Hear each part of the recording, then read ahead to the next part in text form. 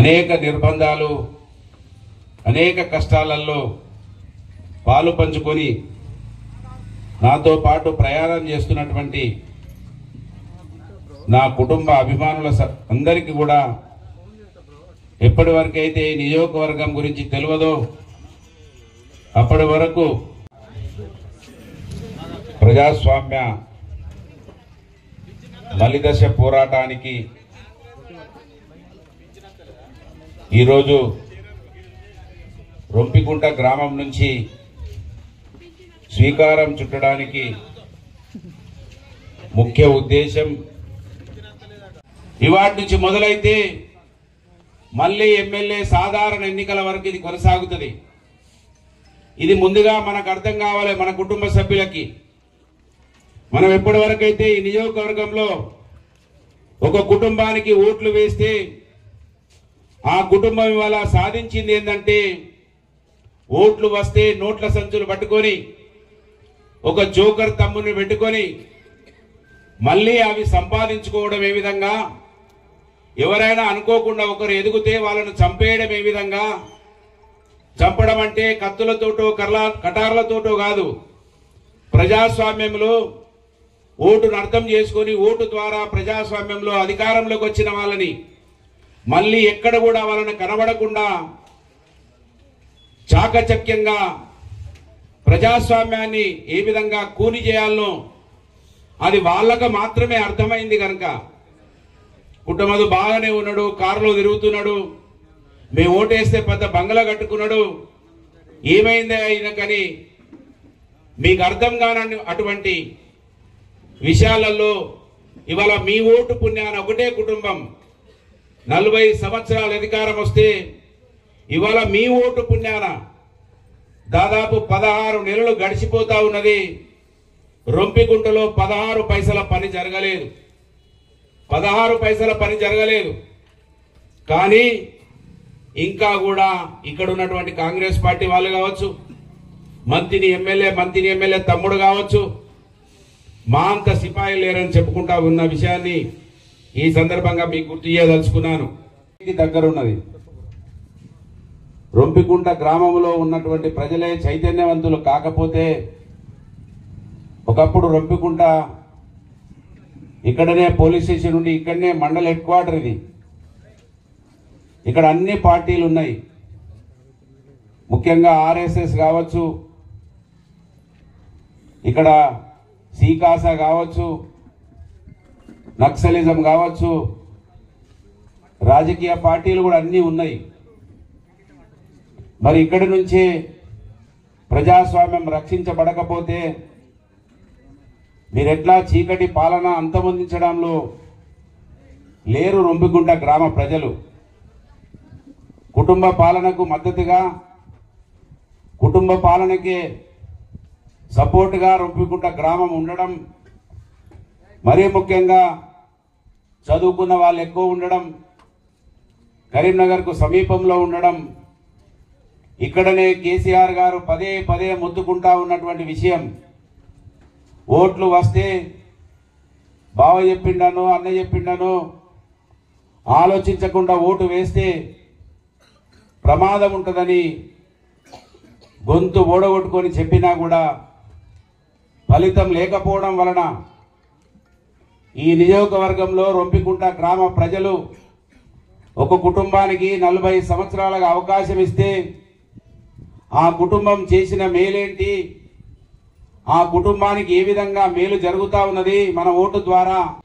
కానీ దాంట్లో రొంపికుంట గ్రామ ప్రజలు ఈ రాక్షస కుటుంబానికి అండగా ఉన్నారు.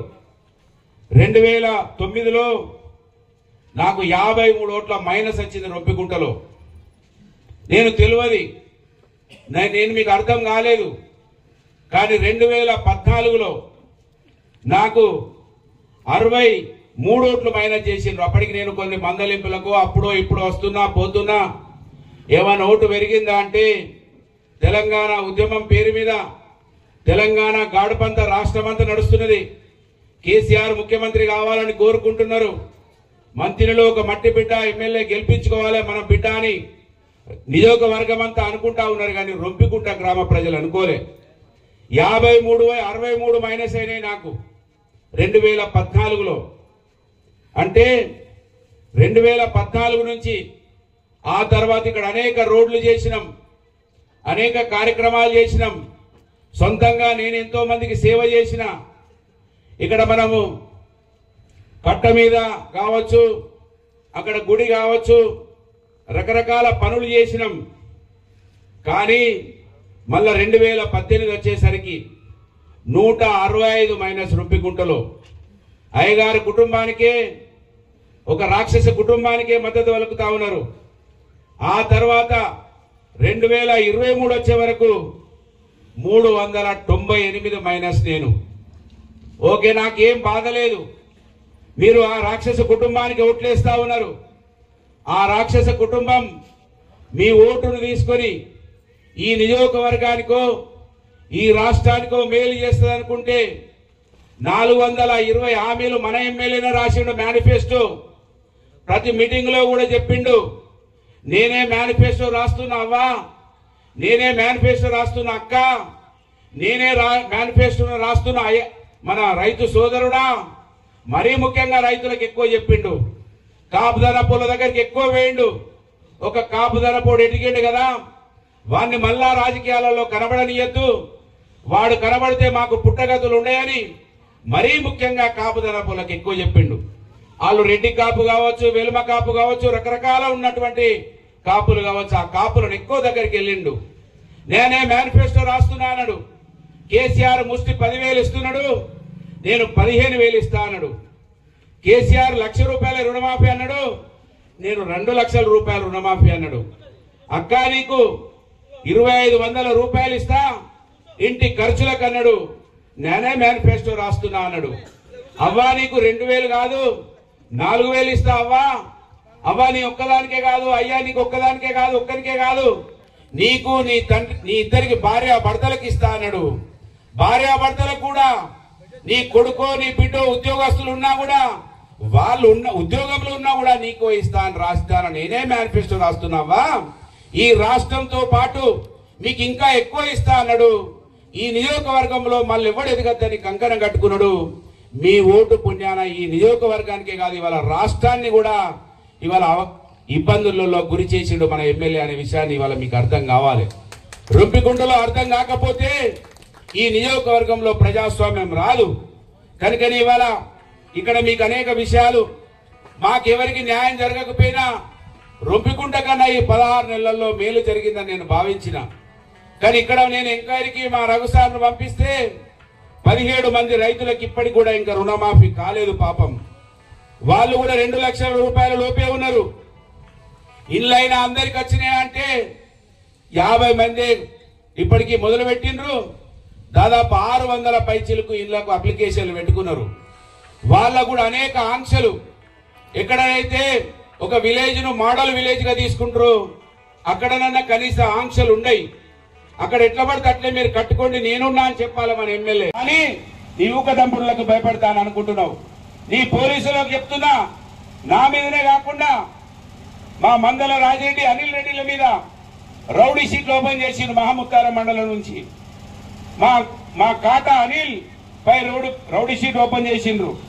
మా పూదల సత్యనారాయణ మీద 11 కేసులు పెట్టిండ్రు. మా రామీళ్ళ కిరణ్ మీద కేసులు పెట్టిండ్రు.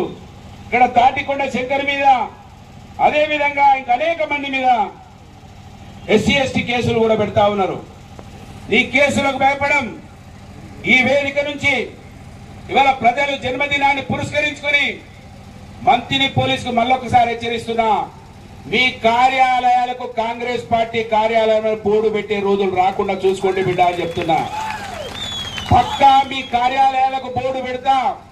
మీరు ఇదే విధంగా దొంగ కేసులు పెడితే, ఇదే విధంగా భయభ్రాంతులకు గురి చేసే ప్రయత్నం చేస్తే, నీ చిల్లర కేసులు మళ్ళీ ఇదే విధంగా గోదావరికని ఏఎస్పీ డబ్బు సంచులు తీసుకొని పోస్టింగులు ఇచ్చి నా సైన్యాన్ని, నా కార్యకర్తలని, నా నాయకులని నన్ను అంతమొందించే ప్రయత్నం చేస్తే మీ కార్యాలయాలకే బోర్డు పెడతా కాంగ్రెస్ పార్టీ కార్యాలయాలైన విషయాన్ని గమనించమని డిమాండ్ చేస్తున్నా. మంత్రిలో ఎస్ఐకి ఆ రోజే 2010లో అప్పుడు నేను ఏమీ కాదు, మామూలు సామాన్యుణ్ణి. అప్పుడే కాంగ్రెస్ కండు వేసిన మంత్రిలో ఎస్ఐకి. అది గుర్తుపెట్టుకోవాలి బిడ్డ. ఇప్పుడు చాలా నేను ఆకాశంలో ఉన్నా. ఆ రోజు బట్టి ఒక మనిషిని నేను. ఇవాళ నాకు 72,000 మంది ప్రజల ఆశీర్వాదం ఉన్నది. దాదాపు 40,000 మంది మా కార్యకర్తలు ఉన్నారు. నాకు కేసీఆర్ కుటుంబం ఉన్నది, బీఆర్ఎస్ పార్టీ ఉన్నది. కనుక జాగ్రత్త అని చెప్తున్నా, ఇక్కడి నుంచి హెచ్చరిస్తున్నా.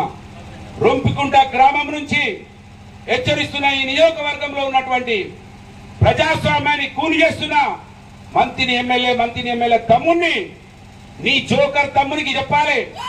నీ అయ్య పేరు మీద శ్రీపాద ట్రస్ట్ ఉన్నదన్నావు కదా, నీ శ్రీపాద ట్రస్ట్ తోటి కనీసంగా కాటారంలోకి ఎస్సీ బిడ్డ మెడికల్ చదువుకోవడానికి నాకు ఫీజులు లేవని అంగలాస్తున్నది. పేపర్లో వస్తున్నది, సోషల్ మీడియాలో వస్తున్నది. మీ అయ్య నీతివంతుడైతే, మీ అయ్య ఆశయాలు అయితే నీ జోకర్ తమ్ముడు ఒక 500 రూపాయలుగా చదువుకునే పిల్లలకు సాయం చేసిందని నేను ఇవాళ డిమాండ్ చేస్తున్నా. నీ జోకర్ తమ్ముడు, నీ అయ్య ట్రస్ట్ దేనికి పనిచేస్తున్నదంటే ఓన్లీ నోట్ల సంచులు సంపాదించుకొని వచ్చి ఓట్లప్పుడు ప్రజలను మభ్యపెట్టి ఇస్త్రీ లేని అంగేసుకొని, ఇస్త్రీ లేని ప్యాంట్ వేసుకొని అట్టి డొక్కు కార్లలో తిరిగి అమాయకుల్లాగా కనబడి మోసం చేసిపోతున్నావు కదా. అది ఈ నియోజకవర్గంలో ప్రజాస్వామ్యం అంటే తెలవాలని ఈ శపథం తీసుకుంటున్నాం. ఇక్కడి నుంచి నీ ఊకదంపుడు మాటలకు, నీ కుటుంబం ఊకదంపుడు బెదిరింపులకు ఈ పుట్టమదు కుటుంబం భయపడదని ఆ రోజే నా వెంబడి నిలబడింది నా భార్య. 2009లో ఓడిపోయినప్పుడు అనేక మంది నా మిత్రులు నువ్వు 2 రోజులు ఎక్కడికో పోయి రెస్ట్ తీసుకోవాలన్నారు. కానీ చెప్పింది ఆ రోజే, ఎక్కడ రెస్ట్ తీసుకోవద్దు, 50,000 ఓట్లేసి నీకు ప్రజలు, మనం మంత్రిలో అడుగు పెట్టినాకనే నువ్వు ఎక్కడికన్నా పోవాలని నాకు ధైర్యం ఇచ్చింది నా భార్య ఆ రోజు. ఇవాళ కూడా అదే విధంగా ఉన్నాం. కుటుంబ బాధ్యత లేవు, ఇంకా బంధుత్వాల కోసం పని చేసే ఆలోచన లేదు. ఏ విధంగానైతే 2007లో నీ అరాచకాలను అర్థం చేసుకొని బయటకు వచ్చినము, ఇవాళ కూడా అదే విధంగా నీ కుటుంబం యొక్క బానిసత్వం భావజాలాన్ని ఈ నియోజకవర్గ ప్రజలకు అర్థం చేసి, ఈ నియోజకవర్గ ప్రజల చైతన్యం కోసం నాలాగా రేపు నా కొడుకో నా మనమడో కాదు, ఈ మట్టిలో పుట్టిన బిడ్డ ఎమ్మెల్యే వరకు నేను విశ్రమించను విషయాన్ని ఈ సందర్భంగా గుర్తు చేస్తా ఉన్నాను. కనుక ఇక్కడ ప్రజాస్వామ్యం కూలి చేయబడుతున్నది, ప్రజాస్వామ్యం హరించబడుతున్నది. ఆ రోజు మన దేవుళ్ళు బాబాసాహెబ్ అంబేద్కర్, ఆ రోజు మన దేవుడు మహాత్మా పూలే, వాళ్ళు మన కోసం ఆలోచన చేసిండ్రు, మన కోసం పనిచేసిండ్రు. ఎప్పటి వరకైతే మనకు మహనీయులు అర్థం కారు, మనకి ప్రజాస్వామ్యం అర్థం కాదు. కనుక ఇవాళ ఈ జోకర్ తమ్మునికి మీరు అడగాలి, అడుగడుగునా మీరు నోరులు మూసుకొని ఉండద్దు. బీఆర్ఎస్ పార్టీ శ్రేణులు వాళ్ళ ఏందో అర్థమైపోయినాయి. వాళ్ళు ఒక కేసులు పెట్టించారు తప్ప ఏమి చేయలేరు. అక్కడక్కడ సైనికుల్లాగా కార్యకర్తలు విజృంభిస్తా ఉన్నారు, ఇంకా నాయకులు విజృంభిస్తలేరు. నాయకులు భయపడతా ఉన్నారు, ఇంకా ఏమో అవుతుందని. ఏమీ కాదు, ఎప్పుడో నినాదం వచ్చింది, పోరాడితే పోయేదేమి లేదు, బానిస సంఖ్యలు అనే విషయాన్ని వాళ్ళ ఇక్కడి నుంచి మనం అర్థం చేసుకోవాలి. కనుక రొంపికుంట నుంచి నాయకులు బయలుదేరండి. ఎప్పటి వరకైతే ప్రజాస్వామ్యంలో నిజమైన ప్రజాస్వామ్యం ప్రజలకు అర్థం చేయమో, మనం ఈ అంగిలాగులు వేసుకొని తిరిగి కూడా వేస్టే, ఈ జెండాలు పట్టుకొని తిరిగి కూడా వేస్టే. ఇక్కడ 16 నెలలైంది అన్న తమ్ములు నోట్లు ఇసుక లారీలను పంపించి నోట్లు సంపాదిస్తున్నారు. హైదరాబాద్ లో భూమి సెటిల్మెంట్లు చేసి ఇసుక సంపాదిస్తున్నారు, భూమి సెటిల్ చేసి పైసలు సంపాదిస్తున్నారు. అక్కడ సాఫ్ట్వేర్ కంపెనీలు పెట్టుకొని డబ్బులు సంపాదిస్తున్నారు. కానీ ఈ నియోజకవర్గంలో 16 మందికి ఉద్యోగాలు ఇప్పటి వరకు ఇయలే. ఏడవైన శ్రీపాదరావు ఆశయాలంటే అందరం ఆకలితోటి అలమటిస్తూ ఉండాలి. అయ్యో అయ్యా అయ్యా అని వాళ్ళకే దండం పెట్టుకుంటూ ఉండాలి. మనం మంచిగా ఉండద్దు. శ్రీపాదరావు ఆశయాలంటే శ్రీపాదరావు ఉన్నన్ని రోజులు రింగు డోరు పూర్తి కాలే, మా ముత్తారం కాటారం మాదేపూర్ మండలాలు కలిపే రోడ్డు కాలే, షాద్రాజ్పల్లికి రోడ్డు కాలే, మోదేడుకు రోడ్డు కాలే, ఏ గ్రామాలకు రోడ్డు కాలే. ఈ మట్టి బిడ్డ పుట్టమని మీ బిడ్డ గెలిచిన తర్వాతనే ప్రజలకు అనేక గ్రామాలకు రోడ్లు అయినాయి, చైతన్యం వచ్చింది. అనేక మందికి ఒక నాయకుడు అంటే మా కోసమని చెప్పుకునే విధంగా 10 సంవత్సరాలు, ముఖ్యంగా నేను ఎమ్మెల్యే 4 సంవత్సరాలు, నా భార్య నేను నా కొడుకు కోసమో బిడ్డ కోసమో లేము. 24 గంటలు మంతిని ఇల్లు మీకోసమే ఉన్నది, కరీంనగర్ లో ఇల్లు మీకోసమే ఉన్నది, హైదరాబాద్ లో ఇల్లు మీకోసమే ఉన్నది. 4 అంబులెన్సులు నడిచినాయి, వాటర్ ట్యాంకర్లు నడిచినాయి, సేవా కార్యక్రమాలు నడిచినాయి. కానీ వాళ్ళు ఏది శ్రీపాద ట్రస్ట్ పేరుకు మాత్రం శ్రీపాద ట్రస్ట్ చైర్మన్ అట జోకర్ తమ్ముడు. శ్రీపాద ట్రస్ట్ నుంచి నేను అడుగుతున్న కాటార మండల ప్రజల కన్నా 4 పైసలు సాయం చేయండి. మీ ట్రస్ట్ అంటే మోసం చేయడానికా, దోచుకోవడానికా, ఆ దోచుకున్న డబ్బులు మళ్ళీ ఎలక్షన్లప్పుడు వచ్చి పంచిపెట్టడానికా అని అడుగుతున్న ఇవాళ రొంపికుంట వేదిక నుంచి. కనుకనే ప్రజాస్వామ్యం రక్షించాలి, ప్రజాస్వామ్యం గెలవాలి, ఓటు గెలవాలి. ఒక కేసీఆర్ ఒక పుట్టమలో గొంతు చించుకొని మాట్లాడితే కాదు. కేసీఆర్ మొత్తుకున్నాడు, నమ్మకండి కాంగ్రెస్ వాళ్ళను, నమ్మితే నట్టేట మూస్తారు. కాంగ్రెస్ వస్తే వాళ్లకు మాత్రమే వెలుగుంటది, ప్రజలకు చీకటి ఉంటదని చెప్పిండ్రు. ఇవాళ అదే జరిగింది.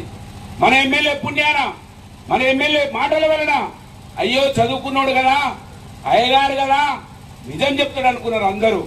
కానీ మనతో పాటు ఈ రాష్ట్రంలో ఉన్న ప్రజలందరినీ కూడా మోసం చేసిండు. ఇవాళ ఆ రోజు భూములు ఎట్లా తీసుకుంటారు ప్రాజెక్టులకు అన్నాడు, సరిపోతలేవు డబ్బులు అన్నాడు. ఇవాళ ప్రాజెక్టులను మరి భూములు లేకుంటే ఎందుకో కట్టిస్తలేడు. కాళేశ్వరం భూమి సేకరణ పేరు మీద అనేక మంది రైతుల కోసం వచ్చుకుంటున్నాడు. మాదేపూర్ ప్రాంతంలో మిర్చి పండించి దాదాపు 15,000 మందికి ఉద్యోగాలు ఉపాధి ఇస్తున్నారు. చిన్న కాళేశ్వరం పేరు మీద వాళ్ళ భూములు గుంజుకునే ప్రయత్నం చేస్తున్నాడు. వాళ్ళ మిర్చి పంట తీసేసి వాళ్ళను వరి పంట వేసుకోమంటున్నాడు. వరి పంట వేస్తే 4 ఉద్యోగాలు వస్తాయి.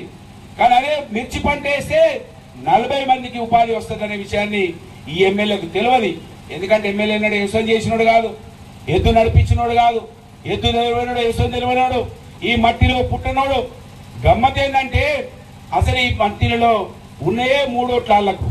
అందరూ అర్థం చేసుకోవడం, నేను చెప్పే మాట్లాడడం వినడం, కిందికి చెప్పే ప్రయత్నం చేయాలని మిమ్మల్ని కోరుతూ, నా తపన, నా ఆకాంక్ష, నేనొక్కడిని బాగుంటే నేను ఎన్నడూ కూడా సంతోషంగా నిద్రపోను. అది మీకు కొంతమందికి తెలుసు. నా పక్క వాళ్ళు బాగుంటేనే నేను సంతోషంగా నిద్రపోతా అనే విషయాన్ని మళ్ళొకసారి గుర్తు చేస్తూ, ఇదే విధంగా ప్రజాస్వామ్య పోరాటంలో కలిసి రండి. భవిష్యత్తు మనదే. కేసీఆర్ గారు, కేటీఆర్ గారు అనేక సార్లు చెప్తా ఉన్నారు. ఖచ్చితంగా నిన్న మేము తాడ్చెల్ల పోయినాం, మల్లారం పోయినాం, కాటారం పోయినాం. అక్కడ సామాన్యులు నా బండి ముంగటికి వచ్చి మాట్లాడిన మాటలు వింటే నిజంగా మీరు ఆశ్చర్యపోతారు. ఏదో ఈ టీవీల ముందటో ఉపన్యాసం కోసం చెప్పేది కాదు. బండి సమ్మయ్య అని ఒక ఆయన వచ్చిండు, అందరు నిలబడి ఉన్నారు మన నాయకులు. మన మొగిలి వాళ్ళ బిడ్డ రిసెప్షన్కి పోయినా నేను, ఎవరా అని అడిగిండు. ఆయన అనగానే నేను గ్లాస్ ఇచ్చే వరకు నేను మదన్న నమస్కారం అన్నాడు. మదన్న అని చెప్పి అయ్యగారిని ఉడగొట్టాలి ఈసారి మాత్రం ఖచ్చితంగా నువ్వు గట్టిగా ఉండని అంటుంది. మా రామారావు అంటున్నాడు, ఆ బండి సమ్మయ్య ప్యూర్ కాంగ్రెస్ అట. అవి అటువంటి పరిస్థితులు ఉన్నాయి. కనుక మళ్ళీ మీరు ఎట్లా గెలుతాం కదా, ఎవరిని అనద్దని సపరేట్గా ఉండే ప్రయత్నం చేయకూడదు సుమా. కొంచెం అనండి. అయ్యగారు ఓటేసుకొని మోసం చేస్తాడు, అయ్యగారిని అనండి. ఏం కాదు, మదన్ ఒక్కడు లొల్లి పెడతాడు, నొర్రుతాడు కదా, మనం ఎందుకు కుర్రాలే, ఒకటి దత్తు చావని రాదని అనుకోకండి. మీరు కావాలి, నేను కావాలి. మీరైతే నేనైతే, నేనైతే మీరుంటారు, మన పార్టీ ఉంటుంది, మన కేసీఆర్ ఉంటాడు. కనుక ఇవన్నీ కూడా గమనించాలని ఈ ప్రజాస్వామ్య పోరాటంలో ఒక మామూలు మధ్యతరగతి కుటుంబంలో పుట్టి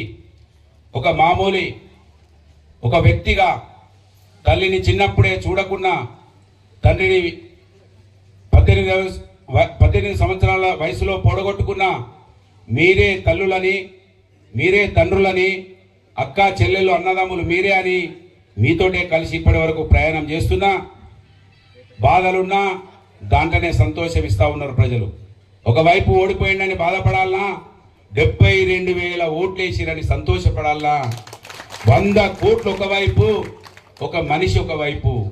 ఎన్ని దుష్ప్రచారాలు, ఎన్ని అబద్ధాలు.